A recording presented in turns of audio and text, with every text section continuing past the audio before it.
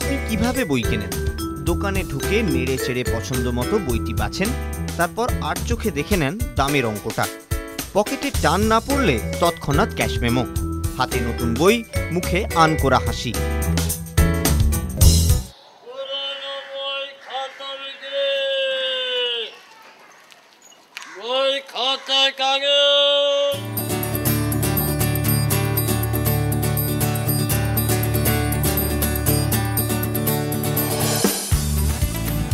কিন্তু এমনভাবে বই কেনার সুযোগ পেলে কি আপনার হাসিটা আরেকটু চওড়া হবে?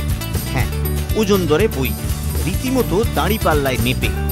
নির্ঘাত ভাবছেন এ তো কালোয়ারের দোকান, কিন্তু লোহা শিশি খবর কাগজের স্তূপের আড়ালে এখানেই আপনার অপেক্ষায় রয়েছে দুর্মূল্য সব বই। দুর্মূল্য, কিন্তু মূল্য নেহাতি কম। মাত্র 1 টাকা কি 1.5 টাকা খরচ করে আপনার হাতে চলে আসতে পারে একেবারে রেয়ার কালেকশন। যাদের পড়ার দরকার আছে দেখলো, আমার দিয়ে চাইলো, হ্যাঁ দাদা এবার যা হলো, আমার যা মূল্য হলো একটা ওজন করে সেটা দিয়ে দিল। কলেজ স্ট্রিটের পুরনো বইয়ের কথা আমরা শুনেছি, হায়দ্রাবাদে নাকি পুরনো বইয়ের বাজার আছে, কিন্তু সেখানেও এ ধরনের ওজন করে বই বিক্রির কথা আমরা শুনতে পাই না। হ্যাঁ, এ একেবারে ওজন করে দাঁড়িপাল্লায় মেপে বইয়ের বিক্রি।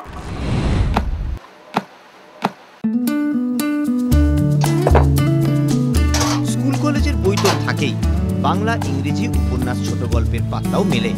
পড়ার জোর থাকলে 2-1 কপি কামু কাফকা সাত্রে কিংবা মানিক বিভূতিভূষণও আপনার হাতে চলে আসতে পারে।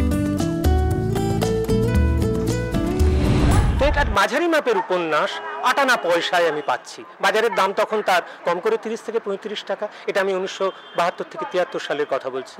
তো সস্তায় প্রিয় উপন্যাসটা হাতের সামনে পেয়ে যাওয়ার একটা লোভ তো আছেই। এই লোভটা আমাকে টেনে আনলো। এইসব জঞ্জালের মাঝে কোথা থেকে আসে এমন বই? আসলে খবর কাগজ আর শিশি বোতলের সঙ্গে অনেকেই গুলিয়ে ফেলেন একে। ধুলো পড়া তাক থেকে নাবিয়ে নির্দ্বিধায় বেচে দেন ওজন দরে, তারপর জমা হয় এই জঞ্জালের মাঝে কালোয়ারের দোকানে। সেখান থেকে হয় পেপার মিলে একেবারে ধ্বংস হয়ে নতুন কাগজ তৈরির কাঁচা মাল হিসেবে, নচেত কলেজ স্ট্রিটে পুরনো বইয়ের আড়তে 1.5 টাকায় কেনা আউট অফ প্রিন্ট তখন অনায়াসে 150 টাকা। আর কখনো কখনো অনুসন্ধিৎসু পাঠক আবিষ্কারের আনন্দে জঞ্জালের আড়াল থেকে খুঁজে বের করে নেন ঠিক বইটি। পাঠক মাত্রই জানেন বই কখনো সেকেন্ড হ্যান্ড হয় না। আশিস রায় ও দেবব্রত দের সঙ্গে সুস্নাত চৌধুরী, কলকাতা টিভি।